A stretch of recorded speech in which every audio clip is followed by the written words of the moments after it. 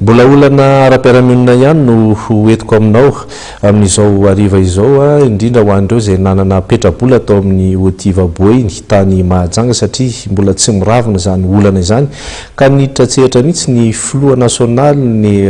zonim-panjifa Lita Rabetsara mba hamahan izany olana izany ho arahantsika ny fanadihadiana niaraka tamin'ny Claude Ara-Solution sy Mamra Sonaivo. Mbola tsy miravina ny olan'ireo izay manana petrabola ao amin'ny Haut-Iva Boeny. Ratsahevina dia efa mambolana no tsy nisy ny fanomezam-bola nataon'io Haut-Iva io no ny tsy fisim-bola nefa mahatratra 4 alina ny mpikambana. Tena tsy moramora zany hoe volan'olona be dia be no mihitsika vita. Bizina tena toerany filohan'ny fikambanana miaro ny zonim-panjifa RNDC ny fiandohany ity volana ity ijery fotsiny ny olana mahazo ireo mpanjifan'ny Haut-Iva. Izy zany aloha voalohany indrindra ny tompona raiky mpanjakana rehetrarehetra zay ny sezisevana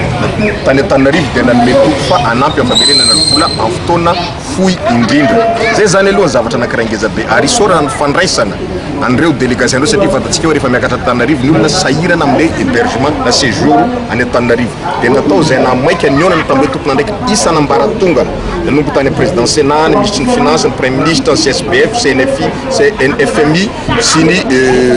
zay mety tsy voalazako etsony tompona ndraiky daholo zany kasika andresaka microfinance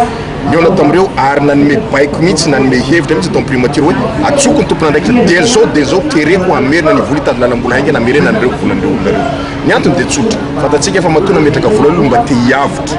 ary c'est pour raison de sécurité nefa ny zavatra ataona sécurité de lasa insécurité satria volana Terinandroany zoma latsinainy tsy hitantsony ka ama zay olana zay zany aloha ny atao ary izy fiara-miasa atao mpitondra fanjakana amanan'izay olana zay mba tsy siny savorovory satria zadiny fa 40 000 déposants reo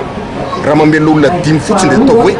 200 000 zany olona victime anatiny. Ny herinandro lasa teo moa dia niakatra tetỳ Antananarivo niona tamin'ireo tompona ndraikitra isa-tsokajiny ny solotenan'ireo manana petrabola ao amin'ny Haut-Iva Boeny mba ahitam-baolana. Anisan'ireo nandray azy ireo ny avy anivon'ny commission de supervision bancaire et financière na ny CSBF izay nisafidy ny tsy mbola aneho hevitra aloha.